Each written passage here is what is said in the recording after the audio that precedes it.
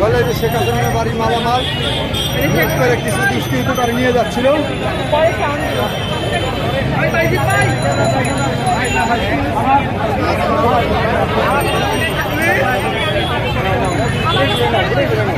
ঘুরে ঘুরে না এই ফুলের গাছটা একটু দেওয়া যায় ভাই?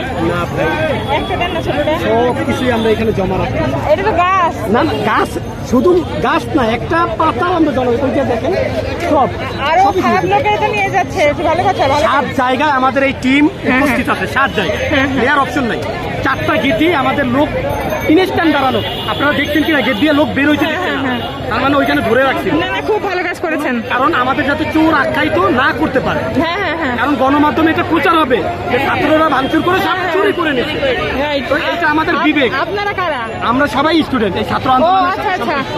তো আমরা নিজেরাই উদ্যোগ নিচ্ছি যে এগুলো এখানে সংরক্ষণ করে সেনাবাহিনীর কাছে দেবো। সেনাবাহিনীরাই প্রচার করবে যে আমাদের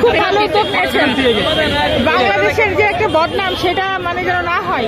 না না, এইখান থেকে আমরা যতটুকু কালেকশন করতে পারতেছি, যারা হিরোইন বা চোর তারা তো নিবেই, আমাদের সাধ্য অনুযায়ী চেষ্টা করতেছি।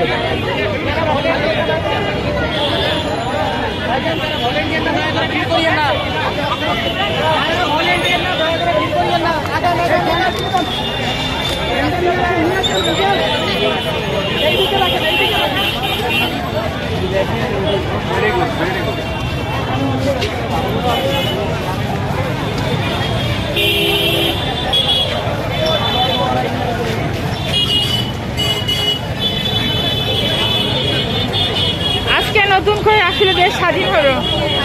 এই 2024 সালে 71 সালে যুদ্ধ দেখিনি, কিন্তু আমরা 2024 সালের যে স্বাধীনতা দেখলাম, এই স্বাধীনতা আসলে নজিরবিহীন। মানে বলার ভাষা নাই। বাঙালিদের জন্য খুব আনন্দের বিষয় আসলে। দেখুন,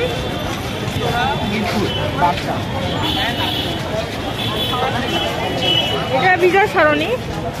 এখানে যারা যারা শেখ হাসিনার গণভবন থেকে মালামাল সব লুট করে নিয়ে যাচ্ছিল, তারা রাস্তা দিয়ে যাওয়ার পথে কিছু স্টুডেন্ট কালেকশন করে আবার জমিয়ে রাখছে।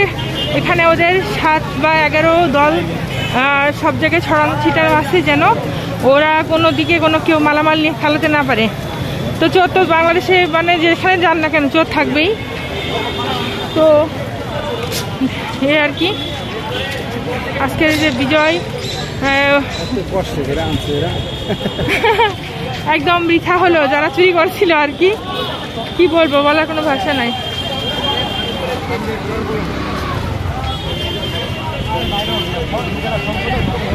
পা তো আর চলতেছে না এখন আমার, কিছু করে দেবো না।